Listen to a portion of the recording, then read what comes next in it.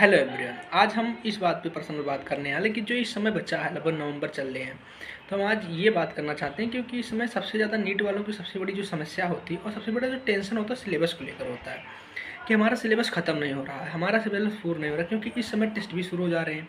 और कोई भी व्यक्ति चाहे जो जो नीट की तैयारी से कर रहा होगा, कम से कम वीकली एक टेस्ट और मैक्सिमम तो 2-3 टेस्ट जो दे जैसे दे पा रहे होंगे देते, लेकिन वीकली एक टेस्ट तो दे रहे होंगे। इस समय टेस्ट का भी टाइम मैनेजमेंट को लेकर चल रहा होगा। और टेस्ट में सिलेबस बहुत जगह ऐसा ऐसा होता है कि टेस्ट का सिलेबस और अपना सिलेबस मैच नहीं करता, जो सिलेबस हम पढ़े हैं और जो सिलेबस टेस्ट में आ रहा है वो मैच नहीं कर रहा होता है। तो इस समय कौन सा ऐसा तरीका लगाया जाए, क्या किया जाए, या हमने क्या किया था, या आप क्या करें, किस समय टाइम से कैसे मैनेज करें कि हम सिलेबस ख़त्म करें और जल्दी से जल्दी ख़त्म करें। क्योंकि अगर जो हम सिलेबस एक बार ख़त्म कर लेंगे तो हमें सबसे बड़ा फ़ायदा मिल जाता है, एक पॉजिटिव पॉइंट आ जाता है कि हमारा सिलेबस ख़त्म है। और सबसे बड़े फ़ायदा ये हो जाता है कि हमें समय मिल जाता है अपने चीज़ों को रिवाइज करने के लिए, अपने वीक पॉइंट को देखने के लिए, अपने कमज़ोर पॉइंट को फिर से रिवाइज करने के लिए, फिर से पढ़ने के लिए।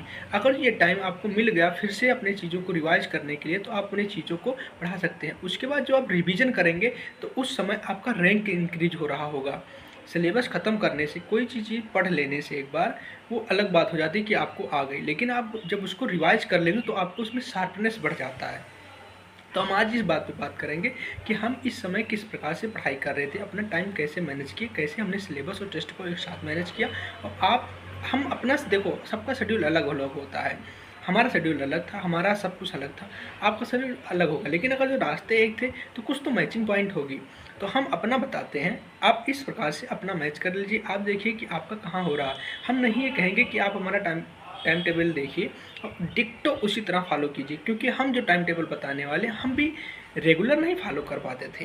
कुछ दिन फॉलो होता था, उसके बाद मॉडिफाई कर दे। टाइम टेबल आप किसी का देखिए, हमारा एक पर्सनली एक यूनिवर्सल सलाह रहेगा कि आप अपना एक टाइम टेबल बनाइए अपने हिसाब से। उसमें डेली 2 दिन 3 दिन जब आपको लगे कि हम फॉलो नहीं कर पा रहे हैं तो आप उसको करेक्शन कीजिए। क्योंकि आज अगर जो एयरप्लेन बना है वो चल रहा है, तो इसका मतलब नहीं कि डायरेक्टली एयरप्लेन जैसा आज है ऐसा बन गया था। उसमें भी day by day, year by year modifications हुए हैं। हर चीज़ की आवश्यकता और नेसेसरी के अनुसार से मॉडिफिकेशन होते हैं। तो आप भी अपने टाइम टेबल में अपने हिसाब से मॉडिफिकेशन करते रहिए। चलो आज हम बात करते हैं कि हम क्या करते थे। तो हम 8 से 2, 8 to 2 हमारा कोचिंग क्लासेस होती थी। उसके बाद आते लगभग 2:30 से 4, कहेंगे कोचिंग पे आने तुरंत पढ़ाई तो नहीं करना शुरू कर देंगे। उसके बाद 2:30 से 4 लगभग 1.5 घंटे हम फिजिक्स लगाते थे जो कोचिंग पे पढ़ाई गई हैं। उसके बाद 4:15 या 10 से केमिस्ट्री शुरू करते थे, वो हम लगभग 6 बजे तक लगाते थे, लगभग 1.5 घंटे केमिस्ट्री लगाते जो कोचिंग पे पढ़ाई गई। उसके बाद 6 बजे से या 6, 10, 15 से हम शुरू करते थे बायोलॉजी पढ़ना, लगभग 7, 10, 15 तक बायोलॉजी पढ़ते थे। इसमें 1 घंटे में बायोलॉजी जो पढ़ाई गई डेली टॉपिक, और जो पीछे जो चैप्टर चल रहा है, मान लो बीच में पहुंचा है तो उसको शुरू से पढ़ना शुरू कर दिया, वो पढ़ते थे। उसमें लगभग 30-40 क्वेश्चन भी लगा लेते। किसी दिन कम टॉपिक पढ़ाएगा तो उस दिन हम क्वेश्चन लगा लेते थे। इस तरह से हम अपनी कोचिंग की चीज़ों को इतने में मैनेज कर लेते थे। हम कहेंगे आप भी लगभग इस समय कोचिंग की चीज़ों को चाहे ऑनलाइन पढ़ो चाहे ऑफलाइन, लगभग 1.5 घंटा फिजिक्स, 1.5 केमिस्ट्री और 1 घंटा बायोलॉजी, इसमें अपने कोचिंग की चीज़ों को मैनेज कर लीजिए। उसके बाद हम चले जाते खाना खाने। फिर खाना खाने आते अपने घर वालों से बात करते और सब बातें बातें करके उसके बाद हम लगभग 9 बजे से फिर पढ़ना शुरू करते थे। और 9 बजे से 11 बजे तक 2 घंटे में, या 9:30 बजे से लगभग 1.5 घंटे या 2 घंटे में हम केवल टेस्ट की बातों को देखते थे कि टेस्ट में कौन सा सिलेबस आ रहा है, कौन सा सिलेबस हमारा पढ़ा हुआ है, कौन सा सिलेबस नहीं पढ़ा, उसमें कौन सा पॉइंट हमारा वीक है, हमने अगले बार टेस्ट में क्या गलतियाँ की थी, हमें इस बार टेस्ट में क्या गलतियाँ नहीं करनी है। हम 2 घंटा केवल को टेस्ट देते थे। और इस समय टेस्ट का मतलब ये नहीं केवल जो हमारे कोचिंग द्वारा टेस्ट कंडक्ट कराए जा रहे हैं उन्हीं टेस्ट को, हम इसमें अपने प्रीवियस ईयर को क्वेश्चन, प्रीवियस ईयर के पेपर्स, प्रीवियस ईयर के जो हमारे उस समय ऐप उपलब्ध थे, जो हमारे पास पेपर उपलब्ध थे, जो ऑनलाइन ऑफलाइन जो कुछ उपलब्ध, हम उसको भी एनालिसिस करते थे। क्योंकि डेली तो टेस्ट इतना नहीं होता कि डेली हम टेस्ट देखते रहेंगे, डेली 1.5 घंटे टेस्ट देखते रहेंगे।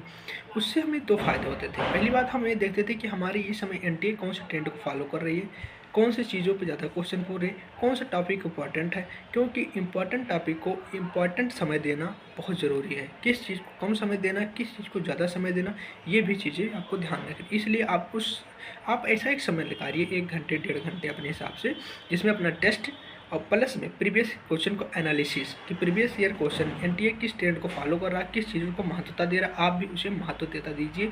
ये देखिए कि आपके जो ट्रेंड एनटीए फॉलो कर रहा है क्या आप उसी तरह से चल रहे हैं या नहीं।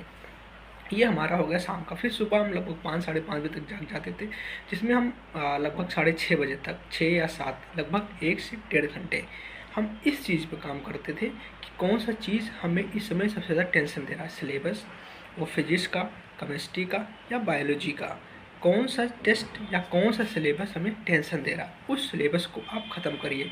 ख़त्म करने का मतलब 1 घंटा 1.5 घंटा आप उसका लेक्चर देखिए, उसका क्वेश्चन एक्स्ट्रा लगाइए जिस सिलेबस में जिस चीज़ में आपको दिक्कत हो रही है।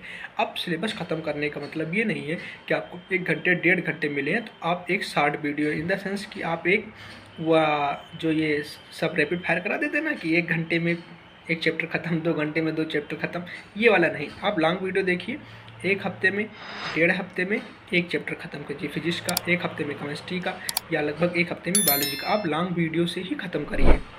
आपको लगेगा कि यार 1 हफ्ते में 1 चैप्टर ख़त्म करेंगे तो फिर मतलब कितने दिन में हम सिलेबस ख़त्म करेंगे। तो हम ये कह रहे हैं आपका कोचिंग चल रहा है, कोचिंग क्लासें आप ही पढ़ाई जा रही हैं, चाहे ऑनलाइन ऑफलाइन, चाहे जो आप ये मानिए कि 1 हफ्ते में 1 महीने में 4 हफ्ते होते हैं, आप 1 महीने में 4 चैप्टर एक्स्ट्रा ख़त्म कर रहे हैं, 2 महीने में 8 चैप्टर एक्स्ट्रा ख़त्म कर रहे हैं, बायोलॉजी फिजिक्स केमिस्ट्री चाहे जिसके 8 चैप्टर।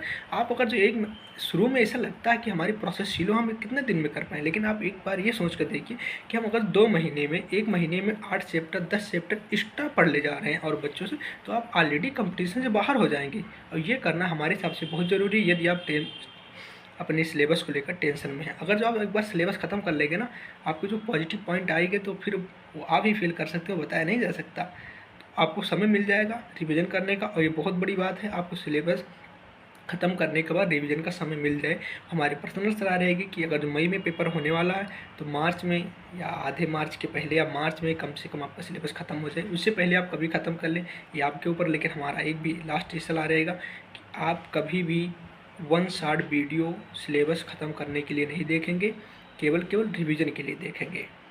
बाकी आपको जिस चीज़ में आपको समस्या आ रही हो आप वो कमेंट बताइए। आप ये भी बताइएगा कि आप हमारे इस वीडियो से एक भी पॉइंट जो आपको फ़ायदा हुआ वो भी बताइए। अगर जो ये वीडियो से आपका एक पॉइंट फ़ायदा हुआ और किसी का इस वीडियो से एक पॉइंट फ़ायदा होने वाला हो तो आप वीडियो शेयर करिए, लाइक करिए, कमेंट करिए, जो भी समस्या है। Thank you for watching the video, continue hard work.